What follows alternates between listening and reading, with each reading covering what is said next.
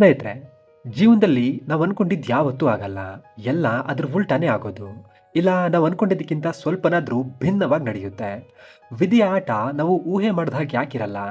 ವಿಧಿಯ ಆಟ ಅಷ್ಟೊಂದು ವಿಚಿತ್ರ ಯಾಕೆ? ಅದು ನಮ್ಮ ಜೀವನದಲ್ಲಿ ವಿಧ ವಿಧವಾದ ಆಟ ಯಾಕಾಡುತ್ತೆ ಅನ್ನೋದು ಆಶ್ಚರ್ಯದ ವಿಚಾರ. ದಾನ ಮಾಡೋದು ಒಳ್ಳೇದು, ಅದರಿಂದ ಪುಣ್ಯ ಸಿಗುತ್ತೆ ಅಂತ ಹೇಳ್ತಾರೆ.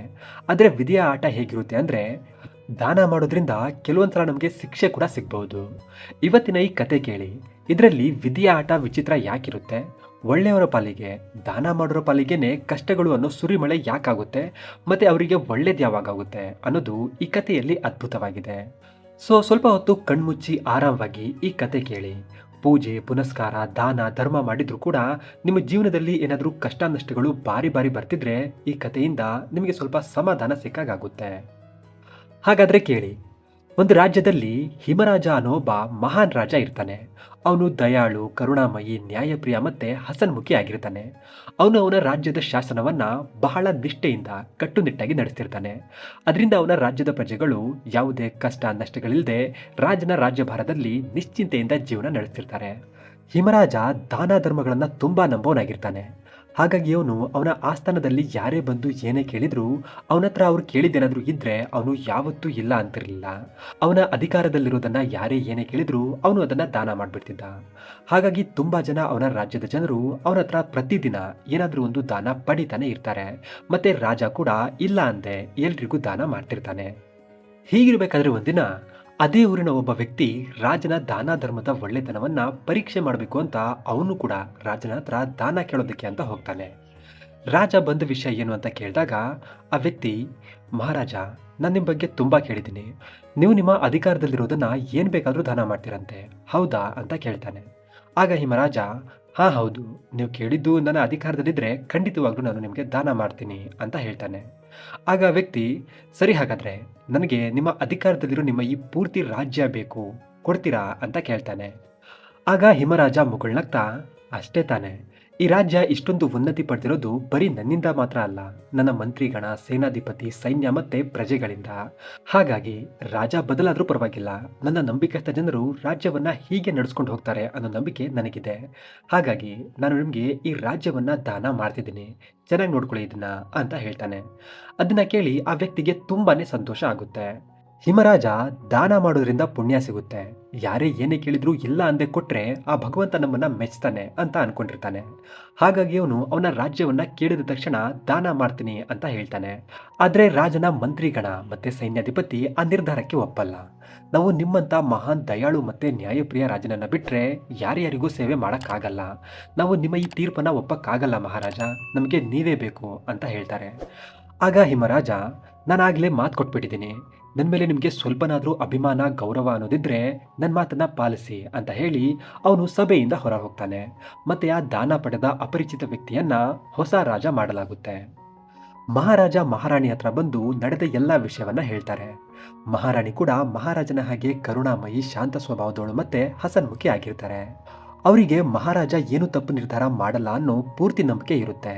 ಹಾಗಾಗಿ ಮಹಾರಾಣಿ ಕೂಡ ಸರಿ ಅಂತ ಅವರ ಆಭೂಷಣ ರಾಜವಸ್ತ್ರಗಳನ್ನು ಬಿಚ್ಚಿಟ್ಟು ಸಾಮಾನ್ಯ ವಸ್ತ್ರಗಳನ್ನು ಧರಿಸಿ ಖಾಲಿ ಕೈಯಿಂದ ಅವರ ಇಬ್ರು ಗಂಡು ಮಕ್ಕಳನ್ನ ಕರ್ಕೊಂಡು ರಾಜ ಮತ್ತೆ ರಾಣಿ ಇಬ್ರು ಅರಮನೆ ಮತ್ತೆ ರಾಜ್ಯವನ್ನ ಬಿಟ್ಟು ಹೊರಗೆ ಬರ್ತಿರ್ಬೇಕಾದ್ರೆ ಹಿಮರಾಜ, ನಿನ್ನೆವರೆಗೂ ನಾನೊಬ್ಬ ಮಹಾನ್ ರಾಜ ಆಗಿದ್ದೆ, ಸಾವಿರಾರು ಆಳು ಕಾಳು ಧನ ಸಂಪತ್ತು ಸೈನ್ಯ ಎಲ್ಲ ಇತ್ತು. ಆದ್ರೆ ಇವತ್ತು ಏನೂ ಇಲ್ಲ, ಎಲ್ಲ ಖಾಲಿ ಕೈ. ಇದೇ ಜೀವನ ಅಲ್ವಾ, ಒಂದಿನ ಇರುತ್ತೆ ಇನ್ನೊಂದಿನ ಇರಲ್ಲ ಅಂತ ಹೇಳ್ತಾನೆ. ಆಗ ಮಹಾರಾಣಿ ಕೂಡ ಹೌದು ಅಂತ ಮುಗುಳ್ನಗ್ತಾರೆ. ದಾನ ಪಡೆದ ಆ ವ್ಯಕ್ತಿ ಉಚಿತ ರಾಜ್ಯ, ರಾಜ್ಯಭಾರ, ಆಳು ಕಾಳು ಸೈನ್ಯ ಸಿಂಹಾಸನ ಸಿಕ್ಕ ಖುಷಿಯಲ್ಲಿ ಕುಣಿದು ಕುಪ್ಪಳಿಸ್ತಿರ್ತಾನೆ. ಜೀವನದಲ್ಲಿ ಯಾವತ್ತೂ ಅನುಭವಿಸ್ತಾ ಇರೋ ಎಲ್ಲ ಸುಖವನ್ನ ನಾನು ಇವತ್ತಿಂದ ಅನುಭವಿಸ್ತೀನಿ ಅಂತ ನಿರ್ಧಾರ ಮಾಡ್ತಾನೆ. ಮತ್ತೆ ಅವನು ಕೂಡ ಆ ರಾಜ್ಯದ ಮೇಲೆ ಏನೂ ಕುತ್ತು ಬಾರದೇ ಇರೋ ಹಾಗೆ ತುಂಬಾ ಚೆನ್ನಾಗಿ ರಾಜ್ಯಭಾರ ಮಾಡ್ತಾನೆ.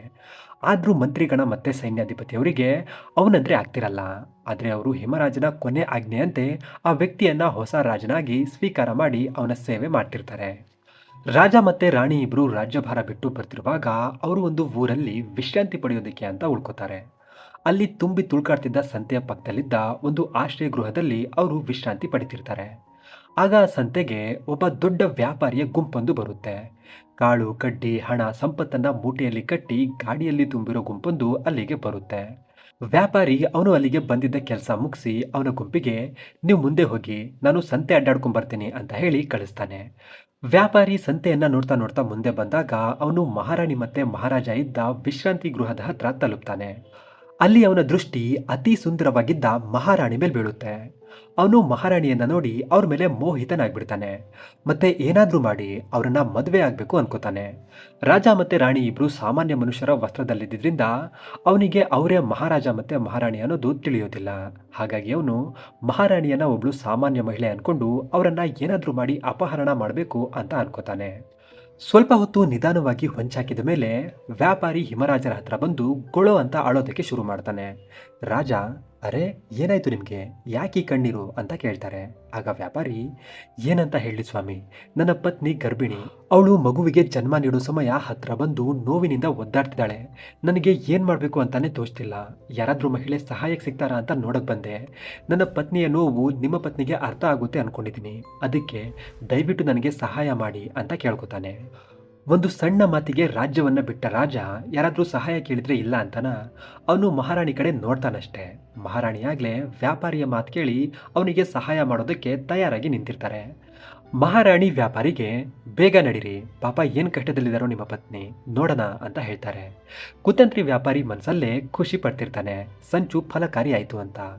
ಆಗ ಅವನು, ಹಾ ಬನ್ನಿ ಬನ್ನಿ ಅಂತ ಅವರನ್ನ ಅವನ ಕುದುರೆ ಹತ್ರ ಕರ್ಕೊಂಡು ಹೋಗ್ತಾನೆ. ಮತ್ತೆ ಮಹಾರಾಣಿಗೆ, ನನ್ನ ಗುಂಪು ಇಲ್ಲೇ ಇತ್ತು, ನಾನು ಬರೋದೆಲ್ಲಾದ್ರೂ ತಡ ಆದ್ರೆ ನೀವು ಮುಂದೆ ಹೋಗಿ, ನಾನು ಹಿಂದೆಯಿಂದ ಸಹಾಯ ತಗೊಂಡ್ಬರ್ತೀನಿ ಅಂತ ಹೇಳಿದ್ದೆ. ಅದಕ್ಕೆ ಅವರು ಮುಂದೆ ಹೋಗಿದ್ದಾರೆ ಅನ್ಸುತ್ತೆ. ನಾವು ಬೇಗ ನನ್ನ ಕುದುರೆ ಮೇಲೆ ಹೋದ್ರೆ ಅವರನ್ನ ಆದಷ್ಟು ಬೇಗ ಸೇರ್ಕೋಬಹುದು. ಮತ್ತೆ ನೀವು ನಿಮ್ಮ ಕೆಲಸ ಮುಗಿಸಿದ ನಂತರ ನಾನು ನಿಮ್ಮನ್ನ ಇದೇ ಜಾಗಕ್ಕೆ ಸುರಕ್ಷಿತವಾಗಿ ವಾಪಸ್ ತಲುಪಿಸ್ತೀನಿ ಅಂತ ಹೇಳ್ತಾನೆ. ಆಗ ಮಹಾರಾಣಿ, ನಿಮ್ಮ ಗುಂಪಲ್ಲಿ ಯಾರೂ ಮಹಿಳೆಯರಿಲ್ವಾ ಅಂತ ಕೇಳ್ತಾರೆ. ಆಗ ವ್ಯಾಪಾರಿ, ಇಲ್ಲ, ಯಾರಾದರೂ ಇದ್ದಿದ್ರೆ ನಾನು ನಿಮ್ಮ ಹತ್ರ ಯಾಕೆ ಬರ್ತಿದ್ದೆ, ತಡ ಆಗ್ತಿದೆ, ದಯವಿಟ್ಟು ನನಗೆ ಸಹಾಯ ಮಾಡಿ ಅಂತ ಕೇಳ್ತಾನೆ. ಮಹಾರಾಣಿಗೆ ಅವನ ಮಾತಿಂದ ಅವನ ಮೇಲೆ ಅನುಮಾನ ಬರುತ್ತೆ.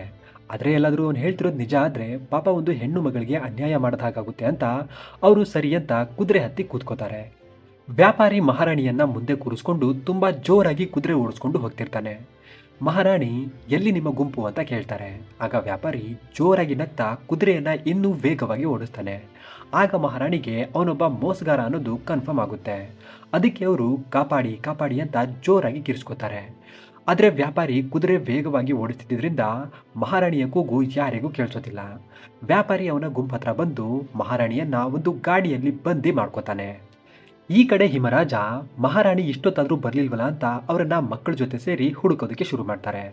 ಆಗ ರಾಜ ಸಂತೆಯಲ್ಲಿದ್ದ ಒಬ್ಬ ಅಪರಿಚಿತರನ್ನ ವಿಚಾರಿಸಿದಾಗ ಅವನು ಯಾರೋ ಒಬ್ಬ ವ್ಯಕ್ತಿ ಮತ್ತೆ ಒಬ್ಳು ಮಹಿಳೆ ಇಬ್ರು ಕುದುರೆ ಮೇಲೆ ಉತ್ತರ ದಿಕ್ಕಿನ ಕಡೆ ಹೋದ್ರು ಅಂತ ಹೇಳ್ತಾನೆ. ರಾಜ ಧ್ಯಾನದಿಂದ ಆ ಕಡೆ ನೋಡಿದಾಗ ದೂರ ದೂರದ ತನಕ ಯಾರು ಕೂಡ ಕಾಣಲ್ಲ. ಆಗ ರಾಜನಿಗೆ ಮಹಾರಾಣಿಯ ಅಪಹರಣ ಆಗಿದೆ ಅಂತ ಗೊತ್ತಾಗುತ್ತೆ. ಆಗ ಅವನು ಮಕ್ಕಳನ್ನ ಕರ್ಕೊಂಡು ಅದೇ ದಿಕ್ಕಿನ ಕಡೆ ಹೊರಡ್ತಾನೆ. ರಾಜ ಮತ್ತೆ ಮಕ್ಕಳು ಓಡೋಡಿ ಬರ್ತಿರುವಾಗ ಅವರಿಗೆ ಸ್ವಲ್ಪ ದೂರದಲ್ಲಿ ಒಂದು ನದಿ ಸಿಗುತ್ತೆ. ನದಿ ಸ್ವಲ್ಪ ಹೆಚ್ಚೆ ತುಂಬಿರುತ್ತೆ ಮತ್ತೆ ಅವರು ಅದನ್ನ ದಾಟಿ ಹೋಗ್ಬೇಕಾಗಿರುತ್ತೆ. ರಾಜ ನದಿಯ ಮೇಲಿದ್ದ ಸೇತುವೆ ನೋಡಿದಾಗ ಅದನ್ನ ವ್ಯಾಪಾರಿಗಳ ಗುಂಪು ಮುರಿದು ಮುಂದೆ ಹೋಗಿರುತ್ತೆ, ಅವ್ರನ್ನ ಯಾರು ಹಿಂಬಾಲಿಸದೇ ಇರಲಿ ಅಂತ. ಅದಕ್ಕೆ ರಾಜ ಏನಾದ್ರೂ ಮಾಡಿ ನದಿ ದಾಟಲೇಬೇಕು ಅಂತ ಸಣ್ಣ ಮಗನನ್ನ ಹೆಗಲ ಮೇಲೆ ಕೂರಿಸ್ಕೊಂಡು ದೊಡ್ಡ ಮಗನಿಗೆ, ನೀನ್ ಇಲ್ಲೇ ಇರು, ನಾನು ಇವನನ್ನ ದಡ ಸೇರಿಸ್ಬರ್ತೀನಿ, ಆಮೇಲೆ ನಿನ್ನ ಕರ್ಕೊಂಡು ಹೋಗ್ತೀನಿ ಅಂತ ಹೇಳಿ ನದಿ ದಾಟೋದಕ್ಕೆ ಹೋಗ್ತಾನೆ. ಆದ್ರೆ ನದಿಯಲ್ಲಿ ಮುಂದೆ ಮುಂದೆ ಬರ್ತಿರುವಾಗ ರಾಜ ನಿಧಾನವಾಗಿ ನದಿಯಲ್ಲಿ ಮುಳುಗ್ತಾ ಹೋಗ್ತಾನೆ. ಮತ್ತೆ ಸಡನ್ ಆಗಿ ಹಿಂದೆ ತಿರುಗಿ ನೋಡಿದ್ರೆ ದೊಡ್ಡ ಮಗನನ್ನ ಹಿಂದೆಯಿಂದ ಒಂದು ಕರಡಿ ಬಂದು ಅವನನ್ನ ಎತ್ಕೊಂಡು ಹೋಗ್ಬಿಡುತ್ತೆ. ರಾಜ ಇದೇನಾಯ್ತು ಅಂತ ಕಾಪಾಡಿ ಕಾಪಾಡಿ ಅಂತ ಗಾಬರಿಯಿಂದ ವಾಪಸ್ ಬರೋದಕ್ಕೆ ಪ್ರಯತ್ನ ಪಟ್ಟಾಗ ಅವನ ಹೆಗಲ ಮೇಲಿದ್ದ ಕಿರಿಮಗ ಮಿಸ್ ಆಗಿ ನದಿಯಲ್ಲಿ ಬಿದ್ದು ಹರಿಯೋ ನೀರಿನ ಜೊತೆ ಕೊಚ್ಕೊಂಡು ಹೋಗ್ಬಿಡ್ತಾನೆ. ರಾಜ ಒದ್ದಾಡ್ತಾ ಈಜು ಹೊಡಿತಾ ಹೇಗೋ ಇನ್ನೊಂದು ಕಡೆ ದಡಕ್ಕೆ ತಲುಪ್ತಾನೆ. ದಡದಲ್ಲಿ ಬಂದು ಏದುಸಿರು ಬಿಡ್ತಾ ಇದೇನಾಯ್ತು ಅಂತ ದುಃಖದಲ್ಲಿ ಕಣ್ಣೀರಿಡ್ತಾನೆ. ಕಂಬನಿ ತುಂಬಿದ ಕಣ್ಣುಗಳಿಂದ ಮೇಲ್ ನೋಡಿ ದೇವರಿಗೆ, ಯಾಕಪ್ಪ ಈ ಪರೀಕ್ಷೆ ಅಂತ ಕೇಳ್ತಾನೆ. ಮತ್ತೆ ಇರಲಿ, ನನಗೆ ನಿನ್ನ ಮೇಲೆ ಪೂರ್ತಿ ನಂಬಿಕೆ ಇದೆ, ನಿನ್ನ ನಂಬಿದವ್ರನ್ನ ನೀನು ಯಾವತ್ತೂ ಕೈ ಬಿಡಲ್ಲ ಅಂತ ಗೊತ್ತು ನನಗೆ. ಇಷ್ಟೆಲ್ಲ ಆಟ ಆಡ್ತಿದ್ಯಾ ನನ್ನ ಜೀವನದಲ್ಲಿ ಅಂದರೆ ನೀನು ನನಗೋಸ್ಕರ ಏನಾದರೂ ಒಂದು ಯೋಚನೆ ಮಾಡೇ ಇರ್ತೀಯ. ಇರಲಿ, ಈಗ ನಾನು ಅಳ್ತಾ ಕೂತ್ರೆ ಪ್ರಯೋಜನ ಇಲ್ಲ, ಯಾರಾದರೂ ಸಿಗ್ತಾರಾ ಅವರನ್ನಾದರೂ ಹುಡುಕ್ತೀನಿ ಅಂತ ಮೊದಲು ನದಿಯಲ್ಲಿ ಕೊಚ್ಕೊಂಡು ಹೋದ ಕಿರಿ ಮಗನನ್ನು ಹುಡುಕ್ತಾನೆ. ಆದರೆ ಅವನು ಸಿಗೋದಿಲ್ಲ. ಇನ್ನೇನು ಮೊದಲ ಹುಡುಗ ಆ ಕಡೆ ದಡದಲ್ಲೇ ಕಳೆದೋಗ್ಬಿಟ್ಟ. ಈಗ ಉಳಿದಿರೋ ವಿಕಲ್ಪ ಮಹಾರಾಣಿಯನ್ನ ಹುಡ್ಕೋದೊಂದೇ ಅಂತ ರಾಜ ಮುಂದೆ ಸಾಕ್ತಾನೆ. ಸತತವಾಗಿ 2 ದಿನ ವಿಶ್ರಾಂತಿ ಇಲ್ಲದೆ ಮಹಾರಾಜ ಗಾಡಿಗಳು ಹೋಗಿರೋ ದಿಕ್ಕಲ್ಲಿ ಮುಂದೆ ಬರ್ತಿರುವಾಗ ಅಲ್ಲಿ ಅವ್ರಿಗೊಂದು ಊರು ಸಿಗುತ್ತೆ. ಹಿಂದೆ ಹೋದ ನದಿ ಹಿಮರಾಜನ ರಾಜ್ಯದ ಗಡಿಯಾಗಿರುತ್ತೆ. ಅವರು ಈಗ ಪಕ್ಕದ ರಾಜ್ಯದಲ್ಲಿರ್ತಾರೆ. ಆ ಊರಲ್ಲಿ ರಾಜ ವಿಶ್ರಾಂತಿ ಪಡೆದು ಸುಧಾರಿಸ್ಕೊಳ್ತಾರೆ. ಮತ್ತೆ ಮಹಾರಾಣಿಯ ಬಗ್ಗೆ ವಿಚಾರಿಸ್ತಾರೆ. ಯಾರಿಗೂ ಮಹಾರಾಣಿ ಅಥವಾ ಆ ವ್ಯಾಪಾರಿಗಳ ಗುಂಪಿನ ಬಗ್ಗೆ ಗೊತ್ತಿರಲ್ಲ. ಅದೇ ಸಮಯಕ್ಕೆ ಜನ ಎಲ್ಲ ಅಲ್ಲಿನ ಅರಮನೆ ಕಡೆ ಹೋಗ್ತಿರ್ತಾರೆ. ಅವರ ರಾಜ್ಯದ ರಾಜ ತೀರ್ ಹೋಗಿರ್ತಾರೆ. ಅದಕ್ಕೆ ಪ್ರಜೆಗಳೆಲ್ಲ ಕಿಕ್ಕಿರಿದು ಅರಮನೆ ಮುಂದೆ ಸೇರಿರ್ತಾರೆ. ಅಲ್ಲಿನ ರಾಜನಿಗೆ ಮಕ್ಕಳಾಗಿರಲ್ಲ. ಹಾಗಾಗಿ ಮುಂದಿನ ರಾಜನಿಗಾಗಿ ಯಾರನ್ನ ಮಾಡೋದು ಅನ್ನೋ ನಿರ್ಧಾರವನ್ನ ಮಂತ್ರಿಗಳು ಒಂದು ಪಾರಿವಾಳದ ಮೇಲೆ ಬಿಟ್ಟಿರ್ತಾರೆ. ಮಂತ್ರಿ ಹಾರಿಸೋ ಪಾರಿವಾಳ ಯಾರ ಮೇಲೆ ಹೋಗಿ ಕೂರುತ್ತೋ ಅವರೇ ಮುಂದಿನ ರಾಜ ಅಂತ ತೀರ್ಮಾನ ಆಗಿರುತ್ತೆ. ಅದಕ್ಕೆ ಅರಮನೆ ಹತ್ರ ಜನ ಕಾಲಿಡಕ್ಕೂ ಜಾಗ ಇಲ್ದಿರೋಷ್ಟು ಸೇರಿರ್ತಾರೆ ಅವರ ಅದೃಷ್ಟವನ್ನ ಪರೀಕ್ಷೆ ಮಾಡೋದಕ್ಕೆ. ಆದ್ರೆ ಪಾರಿವಾಳ ಮಾತ್ರ ಸತತ 2 ಗಂಟೆಯಿಂದ ಮೇಲ್ಗಡೆನೆ ಹಾರ್ತಿರುತ್ತೆ. ಯಾರ ಮೇಲೂ ಇನ್ನೂ ಬಂದು ಕೂತಿರಲ್ಲ. ಅದಕ್ಕೆ ಎಲ್ಲ ಕಾಯ್ತಿರ್ತಾರೆ. ಈ ಕಡೆ ರಾಜ ಯಾಕೆಲ್ರೂ ಅರಮನೆ ಕಡೆ ಹೋಗ್ತಿದಾರಲ್ಲ ನೋಡದ ಅಂತ ಅವರು ಕೂಡ ಅರಮನೆ ಹತ್ರ ಬರ್ತಾರೆ. ರಾಜ ಅರಮನೆ ಹತ್ರ ಬಂದಿದ್ದೆ ಮೇಲೆ ಹಾರ್ತಿದ್ದ ಪಾರಿವಾಳ ಪಟ್ಟಂತ ಬಂದು ಅವರ ಹೆಗಲ ಮೇಲೆ ಕೂತ್ಕೊಂಡ್ಬಿಡುತ್ತೆ. ಅದನ್ನ ನೋಡಿ ರಾಜನಿಗೆ ಆಶ್ಚರ್ಯ ಆಗುತ್ತೆ. ಅಲ್ಲಿನ ಮಂತ್ರಿಗಣ, ಸೈನ್ಯಾಧಿಪತಿ, ಪ್ರಜೆಗಳು ಎಲ್ಲ ಹೊಸ ರಾಜನಿಗಾಗಿ ಜೈ ಜೈಕಾರ ಹಾಕ್ತಾರೆ. ಹಿಮರಾಜ ಅಲ್ಲೇನ್ ನಡೀತಿದೆ ಅಂತ ಕೇಳಿದಾಗ ಮಂತ್ರಿ, ಹೀಗಿಗೆ ನಮ್ಮ ರಾಜ್ಯದ ರಾಜ ಈಗಿಲ್ಲ, ಅವರಿಗೆ ಮಕ್ಕಳಾಗಿಲ್ದಿರೋ ಕಾರಣ ಹೊಸ ರಾಜನಿಗಾಗಿ ಪಾರಿವಾಳ ಹಾರಿಸೋ ಪದ್ಧತಿ ಇದೆ ನಮ್ಮಲ್ಲಿ. ಅದು ಯಾರ ಮೇಲೆ ಹೋಗಿ ಕೂರುತ್ತೋ ಅವರೇ ನಮ್ಮ ರಾಜ್ಯದ ರಾಜ ಅಂತ. ಆ ಪಾರಿವಾಳ ಈಗ ನಿಮ್ಮ ಮೇಲೆ ಬಂದು ಕೂತಿದೆ, ಅದಕ್ಕೆ ಈಗಿಂದ ನೀವೇ ನಮ್ಮ ಹೊಸ ರಾಜ ಅಂತ ಹೇಳ್ತಾನೆ. ಆಗ ಹಿಮರಾಜ, ಅಯ್ಯೋ, ನಾನೇ ಇರೋ ರಾಜ್ಯವನ್ನ ಬಿಟ್ಟು ಬಂದು ಹೆಂಡತಿ ಮಕ್ಕಳನ್ನ ಕಳ್ಕೊಂಡು ಅಬ್ಬೆಪಾರಿಯಾಗಿ ಅವರನ್ನ ಹುಡುಕ್ತಿದ್ದೀನಿ. ಅಂಥವನಿಗೆ ನೀವು ಇನ್ನೊಂದು ರಾಜ್ಯ ಕೊಡ್ತೀನಿ ಅಂತ ಹೇಳ್ತಿದ್ದೀರಲ್ಲ, ನನಗಿದು ಬೇಡ, ನನ್ನ ಪಾಡಿಗೆ ನನ್ನ ಬಿಟ್ಬಿಡಿ, ನಾನು ನನ್ನ ಪತ್ನಿ ಮತ್ತೆ ಮಕ್ಕಳನ್ನ ಹುಡುಕ್ಬೇಕು ಅಂತ ಹೇಳ್ತಾನೆ. ಆಗ ಅಲ್ಲಿನ ಸೈನ್ಯಾಧಿಪತಿ ಹಿಮರಾಜನನ್ನ ಸರಿಯಾಗಿ ನೋಡ್ತಾನೆ. ಅವನಿಗೆ ಹಿಮರಾಜ ಚೆನ್ನಾಗಿ ಪರಿಚಯ ಇರ್ತಾರೆ. ಯುದ್ಧ ಗಿದ್ದ ಎಲ್ಲ ಬೇಡ ಅನ್ನೋ ಸಂಧಿ ಅವನು ಅವ್ರ ಜೊತೆಯಲ್ಲೇ ಮಾಡಿರ್ತಾನೆ. ಅದಕ್ಕೆ ಸೈನ್ಯಾಧಿಪತಿಗಳು ಅವರ ಮುಂದೆ ಮಂಡಿ ಹುರಿ ಕೂತ್ಕೊಂಡು, ರಾಜ್ಯವನ್ನ ದಾನದಲ್ಲಿ ಬಿಟ್ಕೊಟ್ಟ ನಿಮ್ಮಂತ ನಿಸ್ವಾರ್ಥಿ ಮಹಾರಾಜ ನಮ್ಮ ರಾಜ್ಯಕ್ಕೆ ಕಾಲಿಟ್ಟಿದ್ದು ನಮ್ಮ ಪುಣ್ಯ ಅಂತ ಹೇಳ್ತಾನೆ. ಅವರ ಮಾತು ಕೇಳಿ ಅಲ್ಲಿನ ಎಲ್ಲ ಜನರು ಅವರು ಪಕ್ಕದ ರಾಜ್ಯದ ಮಹಾನ್ ದಯಾಳು ಹಿಮರಾಜ ಅಂತ ಗೊತ್ತಾಗುತ್ತೆ. ಅದಕ್ಕೆ ಅವರ ಮಹಾನತೆಯ ಚರ್ಚೆಯ ಕಾರಣ ಅಲ್ಲಿದ್ದವರೆಲ್ಲ ಅವ್ರ ಮುಂದೆ ಮಂಡಿ ಹೂರಿ ಕೂತ್ಕೋತಾರೆ. ಆಗ ಹಿಮರಾಜ ಹೇಳ್ತಾರೆ, ನೋಡಿ, ನನಗೆ ನಿಮ್ಮ ದುಃಖ ಅರ್ಥ ಆಗುತ್ತೆ. ಆದರೆ ನನ್ನ ಕೈಯಲ್ಲಿ ನನ್ನ ಪತ್ನಿ ಮತ್ತೆ ಮಕ್ಕಳನ್ನ ಕಳ್ಕೊಂಡು ಸರಿಯಾಗಿ ರಾಜ್ಯಭಾರ ಮಾಡೋಕ್ಕಾಗಲ್ಲ, ಅರ್ಥ ಮಾಡ್ಕೊಳ್ಳಿ, ನಾನು ಅವ್ರನ್ನ ಹುಡುಕ್ಲೇಬೇಕು ಅಂತ ಹೇಳ್ತಾನೆ. ಆಗ ಮಂತ್ರಿಗಳು, ಮಹಾರಾಜ, ನೀವು ಚಿಂತೆ ಮಾಡಬೇಡಿ, ನೀವೀಗ ನಮ್ಮ ರಾಜ್ಯದ ಮಹಾರಾಜ, ನೀವು ಬರೀ ಆದೇಶ ಕೊಡಿ ನಮಗೆ. ಮಹಾರಾಣಿ ಮತ್ತೆ ಯುವರಾಜರು ಎಲ್ಲೇ ಇದ್ರೂ ನಾವು ಅವರನ್ನ ಹುಡುಕಿ ಕರ್ಕೊಂಡ್ಬರ್ತೀವಿ. ನೀವು ಒಬ್ಬರೇ ಅವರನ್ನ ಹುಡುಕೋದು ತುಂಬ ಕಷ್ಟ, ದಯವಿಟ್ಟು ಒಪ್ಕೊಳ್ಳಿ ಅಂತ ಒತ್ತಾಯ ಮಾಡಿ ಅವರನ್ನ ಪಟ್ಟಾಭಿಷೇಕ ಮಾಡಿ ಅಲ್ಲಿನ ಸಿಂಹಾಸನದ ಮೇಲೆ ಕೂರಿಸ್ತಾರೆ. ಹೊಸ ರಾಜ್ಯದಲ್ಲಿ ಹಿಮರಾಜನ ಮೊದಲ ಆದೇಶ ಮಹಾರಾಣಿ ಮತ್ತೆ ಯುವರಾಜರನ್ನ ಹುಡುಕಿ ತನ್ನಿ ಅನ್ನೋದು ಆಗಿರುತ್ತೆ. ಆದರೆ ಸೈನಿಕರು ಎಷ್ಟೇ ಹುಡುಕಿದ್ರು, ಎಷ್ಟೇ ವಿಚಾರಿಸಿದ್ರು ಮಹಾರಾಣಿ ಮತ್ತೆ ಮಕ್ಕಳು ಸಿಗೋದೇ ಇಲ್ಲ. ಸೈನಿಕರು ಖಾಲಿ ಕೈ ವಾಪಸ್ ಬರ್ತಾರೆ. ಮಹಾರಾಜ ಆಗ್ಲೂ ಕೂಡ ಅವರ ನಂಬಿಕೆ ಕಳ್ಕೊಳ್ಳೋದಿಲ್ಲ. ಅವರಿಗೆ ಮಹಾರಾಣಿ ಮತ್ತೆ ಮಕ್ಕಳು ಸಿಕ್ಕೇ ಸಿಗ್ತಾರೆ. ದೇವರು ಏನಾದ್ರೂ ಒಂದು ದಾರಿ ತೋರಿಸ್ತಾನೆ ಅನ್ನೋ ಅಪಾರ ನಂಬಿಕೆ ಇಟ್ಕೊಂಡಿರ್ತಾರೆ. ಹಾಗಾಗಿ ಮಂತ್ರಿಗಳು ಅವರಿಗೆ ರಾಜ್ಯದ ಮುಂದಿನ ಭವಿಷ್ಯಕ್ಕಾಗಿ ಇನ್ನೊಂದು ಮದುವೆ ಆಗಿ ಅಂತ ಎಷ್ಟೇ ಒತ್ತಾಯ ಮಾಡಿದ್ರು ಹಿಮರಾಜ ಅದಕ್ಕೆ ಒಪ್ತಿರಲ್ಲ. ನಾನು ಅವರಿಗಾಗಿ ಕಾಯ್ತೀನಿ ಅಂತ ಹೇಳ್ತಿರ್ತಾರೆ. ಮತ್ತೆ ನನಗವ್ರು ಸಿಗ್ಲಿಲ್ಲ ಅಂದ್ರೆ ನೀವು ಮತ್ತೊಂದ್ಸಲ ಪಾರಿವಾಳ ಹಾರಿಸಿ ಹೊಸ ರಾಜನನ್ನ ಹುಡುಕೊಳ್ಳಿ, ಆದ್ರೆ ನಾನು ಯಾವತ್ತೂ ಇನ್ನೊಂದು ಮದುವೆ ಅಂತೂ ಆಗಲ್ಲ ಅಂತ ಖಡಾಖಂಡಿತವಾಗಿ ಹೇಳ್ಬಿಟ್ಟಿರ್ತಾರೆ. ಕಾಲ ಕಳೀತಾ ಹೋಗುತ್ತೆ. ಆ ಮಕ್ಕಳ ಗತಿ ಏನಾಗಿರುತ್ತೆ ಅಂದ್ರೆ, ಮೊದಲ ಹುಡುಗನನ್ನ ಕರಡಿ ನದಿಯಿಂದ ಸ್ವಲ್ಪ ದೂರ ಹೊತ್ಕೊಂಡು ಹೋಗ್ತಿರುವಾಗ ಒಬ್ಬ ಬೇಟೆಗಾರ ಆ ಕರಡಿಯ ಮೇಲೆ ಬಾಣಗಳ ಸುರಿಮಳೆ ಮಾಡಿ ಅದನ್ನ ಓಡಿಸಿ ಆ ಹುಡುಗನನ್ನ ಕಾಪಾಡಿರ್ತಾನೆ. ಮತ್ತೆ ಅವನಿಗೆ ಬಿಲ್ವಿದ್ಯೆಯ ಉತ್ತಮ ಶಿಕ್ಷಣವನ್ನ ಕೊಟ್ಟು ಅವನನ್ನು ಒಬ್ಬ ದೊಡ್ಡ ಯೋಧನಾಗಿ ಮಾಡ್ತಾನೆ. ಆ ಬೇಟೆಗಾರನಿಗೆ ಆ ರಾಜ್ಯದ ಸೈನ್ಯದಲ್ಲಿ ಸೇರ್ಕೊಂಡು ಅವರ ರಾಜ್ಯದ ರಾಜನ ಸೇವೆ ಮಾಡಬೇಕು ಅನ್ನೋದು ತುಂಬಾನೇ ಆಸೆ ಇರುತ್ತೆ. ಆದ್ರೆ ಅದು ಅವನ ಕೈಲಿ ಆಗಿರಲ್ಲ. ಅದಕ್ಕೆ ಅವನು ಆ ಹುಡುಗನನ್ನ ಗುಪ್ತವಾಗಿ ಯಾರ ಕಣ್ಣಿಗೂ ಬೀಳದೆ ಶಿಕ್ಷಣ ಕೊಟ್ಟು ಅವನನ್ನ ಒಬ್ಬ ಯೋಧ ಮಾಡ್ತಾನೆ. ಅವನಾದ್ರೂ ಅವನ ಆಸೆ ಪೂರ್ಣ ಮಾಡಲಿ ಮತ್ತೆ ಅವರ ರಾಜ್ಯದ ಸೇವೆ ಮಾಡಲಿ ಅಂತ. ಇನ್ನೊಬ್ಬ ನದಿಯಲ್ಲಿ ಕುಚ್ಕೊಂಡು ಹೋದ ಸಣ್ಣ ಹುಡುಗ ಒಬ್ಬ ಮೀನ್ ಹಿಡಿಯೋನಿಗೆ ಸಿಕ್ಕಿರ್ತಾನೆ. ಆ ಹುಡುಗ ನದಿಯಲ್ಲಿ ಕುಚ್ಕೊಂಡ್ಬಂದು ಸಾಯೋ ಸ್ಥಿತಿಯಲ್ಲಿರ್ತಾನೆ. ಅವನನ್ನ ಆ ಮೀನ್ ಹಿಡಿಯೋನು ಕಾಪಾಡಿ ಅವನನ್ನು ಕೂಡ ಒಬ್ಬ ಒಳ್ಳೆ ಕುಶಲ ಯೋಧನಾಗಿ ಮಾಡ್ತಾನೆ. ಆ ಮೀನುಗಾರನ ಊರು ಆ ರಾಜ್ಯದಲ್ಲಿ ತುಂಬಾನೇ ಸಣ್ಣದಾಗಿದ್ರಿಂದ ಸೈನಿಕರು ಅಲ್ಲಿ ಯುವರಾಜನನ್ನ ಹುಡುಕೋದಕ್ಕೆ ಬಂದಿರಲ್ಲ. ಅದಕ್ಕೆ ಆ ಯುವರಾಜನ ಬಗ್ಗೆ ಯಾರಿಗೂ ಗೊತ್ತಿರಲ್ಲ. ಆ ಇಬ್ರು ಹುಡುಗರು ಕೂಡ ನಾವು ರಾಜ ರಾಣಿಗಳ ಮಕ್ಕಳು, ನಾವು ಯುವರಾಜರು ಅಂತ ಹೇಳ್ತಿರ್ತಾರೆ. ಆದ್ರೆ ಯಾರು ಕೂಡ ಅವ್ರ ಮಾತು ನಂಬ್ತಿರಲ್ಲ. ಅವರಿಗೆಲ್ಲೋ ತಲೆಗೆ ಏಟು ಬಿದ್ದಿರ್ಬೇಕು ಅಂತ ಎಲ್ಲರೂ ಅವರನ್ನ ನಿರ್ಲಕ್ಷ್ಯ ಮಾಡ್ತಿರ್ತಾರೆ. ಈ ಕಡೆ ವ್ಯಾಪಾರಿ ಮಹಾರಾಣಿಯನ್ನ ಆಗಿದ್ದಾಗೋಯ್ತು, ಎಲ್ಲ ಮರ್ತು ನನ್ನನ್ನ ಮದುವೆ ಆಗು, ನಿನ್ನ ರಾಣಿಯಾಗಿ ನೋಡ್ಕೋತೀನಿ ಅಂತ ಒತ್ತಾಯ ಮಾಡ್ತಿರ್ತಾನೆ. ಆಗ ರಾಣಿ, ಪಾಪಿ, ನೀನ್ ಅಪಹರಣ ಮಾಡ್ಕೊಂಡ್ ಬಂದಿರೋದೇ ರಾಣಿಯನ್ನ, ನಿನಗಿದೆ ಹಬ್ಬ ಅಂತ ಹೇಳ್ತಾಳೆ.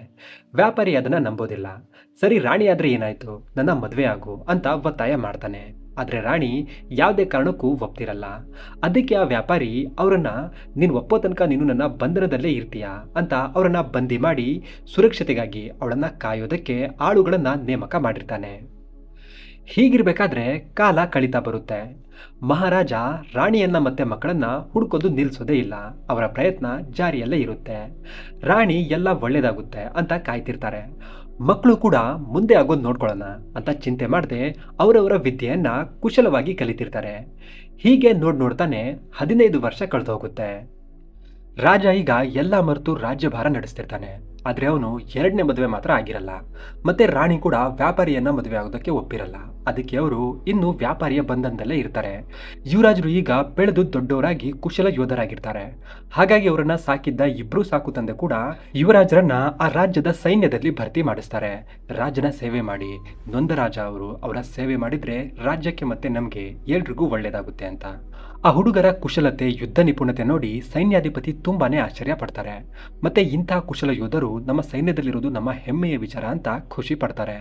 ಅದಕ್ಕೆ ಅವರಿಬ್ಬರನ್ನ ಸೈನ್ಯಾಧಿಪತಿ ಮಹಾರಾಜರ ಅಂಗರಕ್ಷಕರನ್ನಾಗಿ ನೇಮಕ ಮಾಡ್ತಾರೆ. ಅವರಿಬ್ರು ಮಹಾರಾಜರ ಮುಂದೆ ಬಂದಾಗ ಮಹಾರಾಜ, ಮಕ್ಕಳು 3 ಜನರಿಗೂ ಒಂಥರ ಕಳವಳ ಆಗ್ತಿರುತ್ತೆ. ಅವ್ರ 3 ಜನಕ್ಕೂ ಸಂಬಂಧ ಇದೆಯೇನೋ ಅನ್ನೋ ಹಾಗೆ ಅವರಿಗೆ ಅನಿಸ್ತಿರುತ್ತೆ. ಆದ್ರೂ ಮಕ್ಕಳು ದೊಡ್ಡವರಾಗಿದ್ರಿಂದ, ಮಹಾರಾಜರಿಗೆ ಸ್ವಲ್ಪ ವಯಸ್ಸಾಗಿ ಅವರು ಚಿಂತೆ ಮಾಡ್ತಾ ಸ್ವಲ್ಪ ಮೆತ್ತಗಾಗಿದ್ರಿಂದ ಅವರು ಒಬ್ರನ್ನ ಒಬ್ರು ಗುರುತು ಹಿಡಿಯೋದಿಲ್ಲ. ವಿಧಿಯ ವಿಚಿತ್ರ ಆಟ ಹೇಗಿರುತ್ತೆ ಅಂದ್ರೆ, ತಂದೆ, ಮಕ್ಕಳು, ಅಣ್ಣ ತಮ್ಮಂದಿರು ಅಕ್ಕಪಕ್ಕದಲ್ಲೇ ಇರ್ತಾರೆ. ಆದ್ರೂ ಒಬ್ರನ್ನ ಒಬ್ರು ಅವರು ಗುರುತು ಹಿಡಿತಿರಲ್ಲ. ಯುವರಾಜರು ನಿಷ್ಠೆಯಿಂದ ಮಹಾರಾಜ ಅಂದ್ರೆ ಅವರ ತಂದೆಯ ಸೇವೆ ಮಾಡ್ತಾ ಅವರ ಅತ್ಯಂತ ನಂಬಿಕೆಯ ವ್ಯಕ್ತಿಗಳಾಗಿರ್ತಾರೆ. ಹೀಗಿರ್ಬೇಕಾದ್ರೆ ಒಂದಿನ ಮಹಾರಾಣಿಯನ್ನ ಅಪಹರಣ ಮಾಡಿದ ವ್ಯಾಪಾರಿ ಈಗ ದೊಡ್ಡ ಶ್ರೀಮಂತ ಆಗಿರ್ತಾನೆ. ಅವನು ವ್ಯಾಪಾರದ ವಿಚಾರವಾಗಿ ಹಿಮರಾಜರ ರಾಜ್ಯಕ್ಕೆ ಬರ್ತಾನೆ. ವ್ಯಾಪಾರಿಗೆ ಅಲ್ಲಿನ ಮೊದಲ ರಾಜ ತುಂಬಾನೇ ಚೆನ್ನಾಗಿ ಪರಿಚಯ ಆಗಿರ್ತಾನೆ. ಅದಕ್ಕೆ ಅವನು ಅವರನ್ನ ಭೇಟಿ ಮಾಡೋದಕ್ಕೆ ಬರ್ತಾನೆ. ಅವನಿಗೆ ಅಲ್ಲಿನ ಮೊದಲ ರಾಜ ತೀರ್ ಹೋಗಿರೋದು ಗೊತ್ತಿರಲ್ಲ. ಈಗ ಇನ್ನೇನ್ ರಾಜನಿಗೆ ಪರಿಚಯ ಇರ್ತಾನೆ ಅಂದ್ರೆ ಸೈನ್ಯಾಧಿಪತಿಗೂ ಗೊತ್ತಿರಲೇಬೇಕು ರಾಜನ ಸುರಕ್ಷತೆಯ ವಿಚಾರವಾಗಿ. ಹಾಗಾಗಿ ಅವರು ವ್ಯಾಪಾರಿಗೆ, ಹೀಗೀಗೆ ನಮ್ಮ ರಾಜ ತೀರ್ ಹೋದ್ರು, ಈಗ ಮತ್ತೊಬ್ಬ ಮಹಾನ್ ರಾಜ ಈ ರಾಜ್ಯವನ್ನ ಆಡಳಿತ ಮಾಡ್ತಿದ್ದಾರೆ, ಇವರು ಮೊದಲಿಗಿದ್ದ ರಾಜರಿಗಿಂತಲೂ ಪುಣ್ಯಾತಮರು ಮತ್ತೆ ಮಹಾನ್ ರಾಜ, ನೀವು ಇವ್ರ ಜೊತೆನೂ ಮಾತಾಡಿ ನಮ್ಮ ರಾಜ್ಯದಲ್ಲಿ ಬೇಕಾದ್ರೆ ನೀವು ವ್ಯಾಪಾರ ಮಾಡಬಹುದು ಅಂತ ಹೇಳ್ತಾರೆ. ಆಗ ವ್ಯಾಪಾರಿ ಸರಿ ಅಂತ ಮಹಾರಾಜರಿಗೆ ಉಡುಗೊರೆ ತಗೊಂಡು ಹೋಗ್ತಾನೆ. ಮತ್ತೆ ಹೀಗೀಗೆ, ನಾನು ಈ ರಾಜ್ಯದಲ್ಲಿ ದೊಡ್ಡದಾಗಿ ವ್ಯಾಪಾರ ಶುರು ಮಾಡಬೇಕು ಅಂತಿದ್ದೀನಿ, ಬೇರೆ ಬೇರೆ ದೇಶಗಳಿಂದ ದೊಡ್ಡ ದೊಡ್ಡ ವ್ಯಾಪಾರಿಗಳನ್ನ ಇಲ್ಲಿ ಕರೆಸ್ಬೇಕು ಅಂತಿದ್ದೀನಿ, ಅದಕ್ಕೆ ನನಗೆ ನೀವು ಸಹಕಾರ ಕೊಡಬೇಕು ಅಂತ ವ್ಯಾಪಾರದ ಮಾತುಕತೆ ನಡೆಯುತ್ತೆ. ತುಂಬಾ ವರ್ಷಗಳಾದ್ಮೇಲೆ ಅವರಿಬ್ರು ಭೇಟಿಯಾಗ್ತಿದ್ರಿಂದ ಅವರು ಕೂಡ ಒಬ್ರನ್ನೊಬ್ರು ಗುರುತಿಡಿಯೋದಿಲ್ಲ.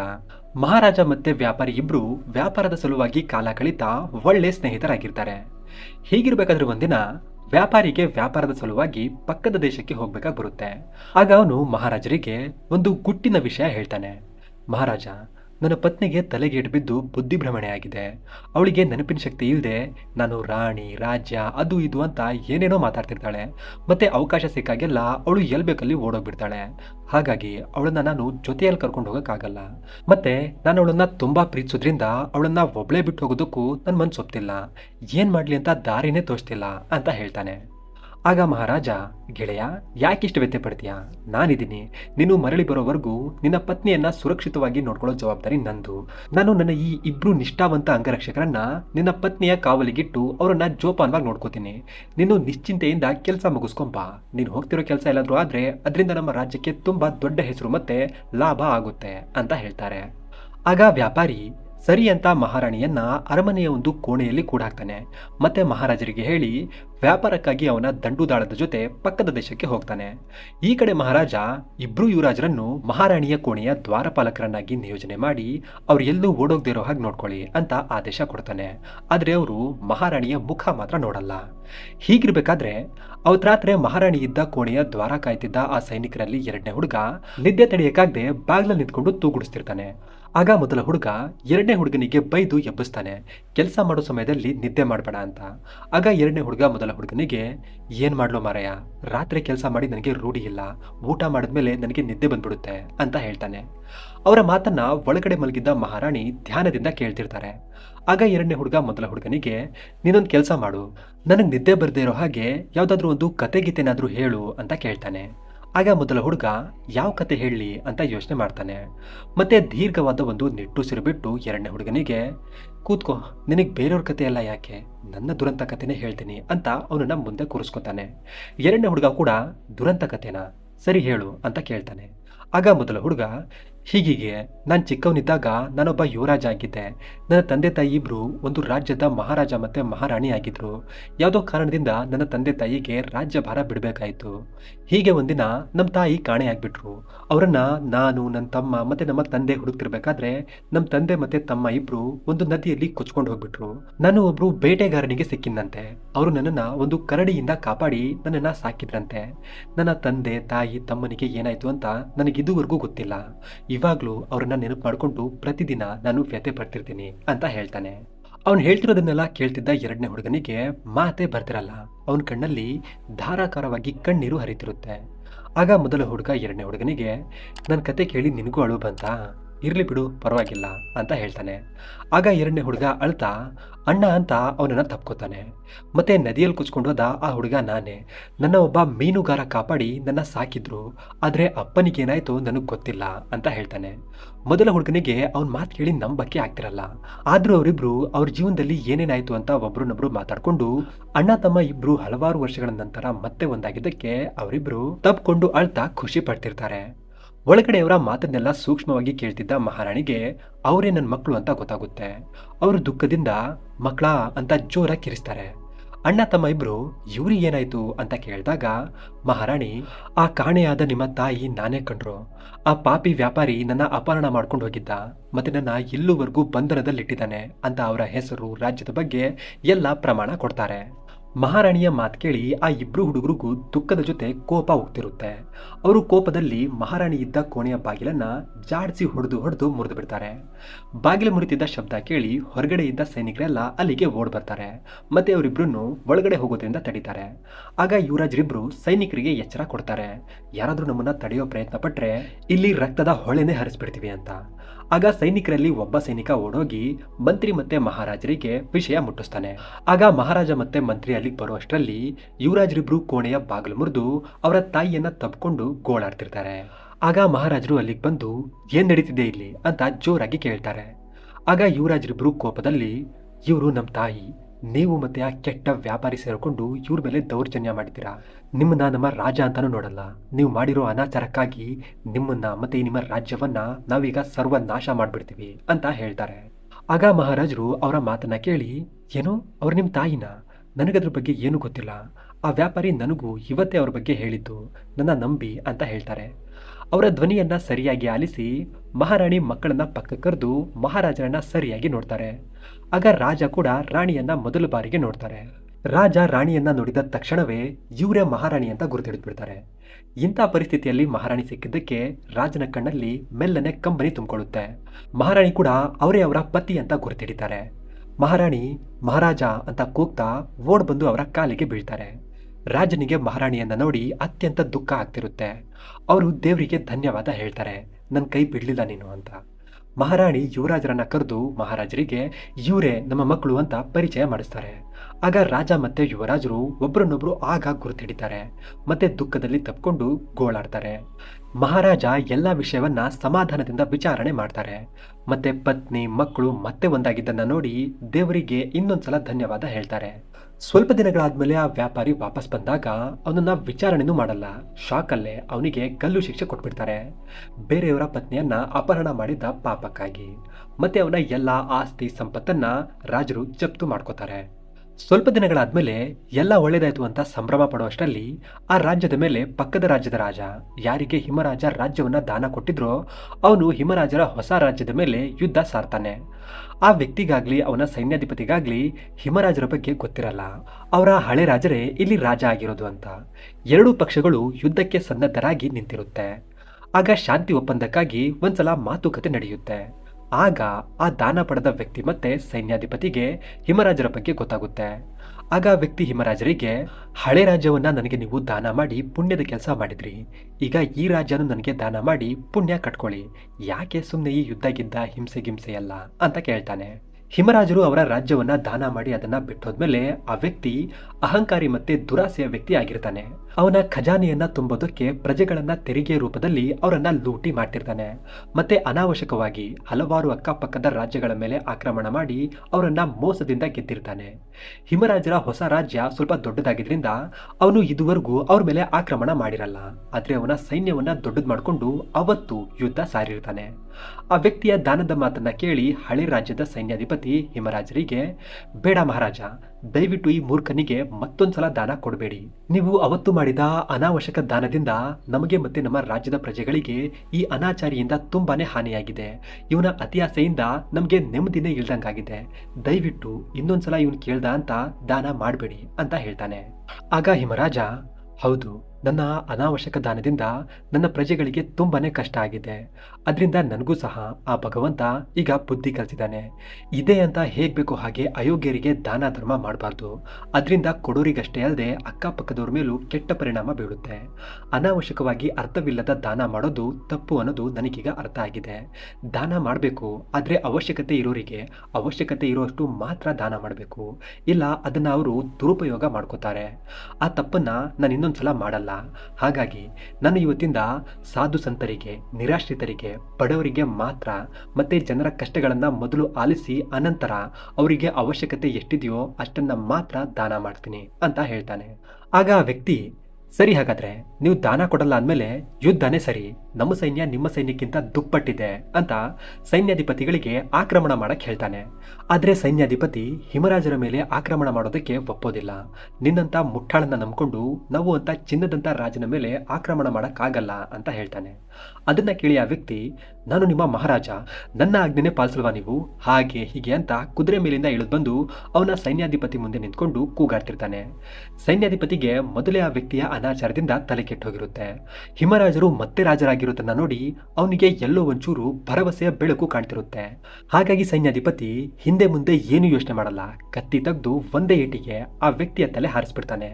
ಮತ್ತೆ ಹಿಮರಾಜರ ಮುಂದೆ ಹೋಗಿ ಮಂಡಿ ಹೂರಿ ಕೂತು ಅವರ ಶರಣಾಗತಿಯನ್ನ ಸ್ವೀಕಾರ ಮಾಡ್ತಾನೆ.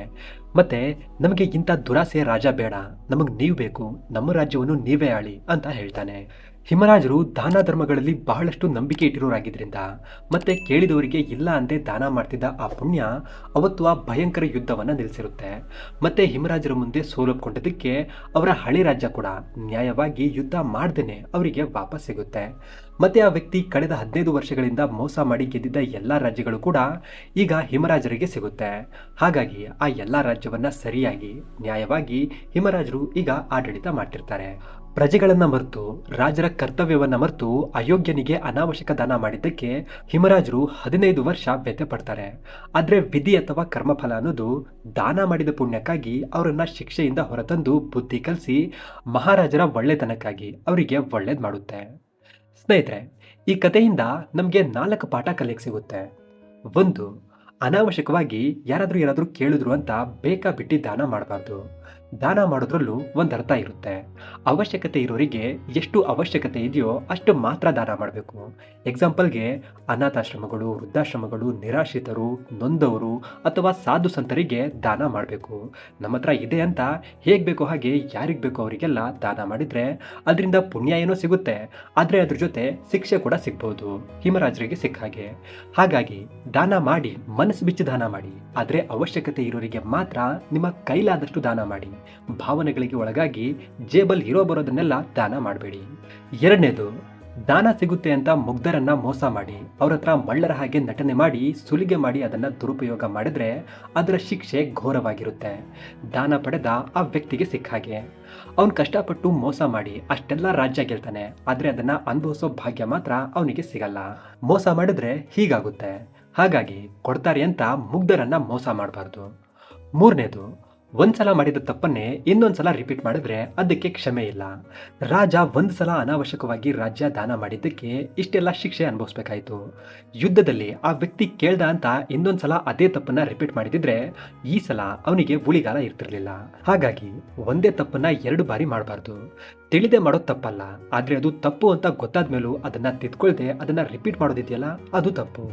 ರಾಜ ಆ ತಪ್ಪನ್ನ ಮಾಡಲಿಲ್ಲ, ಅದಕ್ಕೆ ಅವನಿಗೆ ಇದ್ದಿದ್ದಕ್ಕಿಂತ ಇನ್ನು ಹೆಚ್ಚು ಸಿಗುತ್ತೆ. 4ನೇದು, ಕಷ್ಟಕಾಲದಲ್ಲಿ ನಂಬಿಕೆ ಕಳ್ಕೋಬಾರ್ದು. ಭಗವಂತನ ಮೇಲೆ ನಂಬಿಕೆ ಇರಲಿ. ವಿಧಿಯ ಆಟ ವಿಚಿತ್ರವಾಗಿರಬಹುದು, ಆದರೆ ಆಗೋದೆಲ್ಲ ಒಳ್ಳೆಯದಕ್ಕೆ. ನಮ್ಮ ಜೀವನದಲ್ಲಿ ಏನಾದರೂ ಕಷ್ಟಗಳು ಬರ್ತಿದೆ ಅಂದರೆ ಅದ್ರ ಹಿಂದೆ ಕಾರಣ ಇದ್ದೇ ಇರುತ್ತೆ. ಒಂದು, ಅದು ನಮ್ಮ ಹಳೆ ತಪ್ಪುಗಳ ಪ್ರಾಯಶ್ಚಿತ ಆಗಿರಬಹುದು, ಅಥವಾ ಹೊಸ ಜೀವನಕ್ಕೆ ಪಾಠ ಆಗಿರುತ್ತೆ. ಹಾಗಾಗಿ ಕಷ್ಟಕಾಲದಲ್ಲಿ ಧೈರ್ಯ ಮತ್ತೆ ನಂಬಿಕೆ ಕಳ್ಕೋಬೇಡಿ, ಆಗೋದೆಲ್ಲ ಒಳ್ಳೆಯದಕ್ಕೆ. ಧನ್ಯವಾದಗಳು.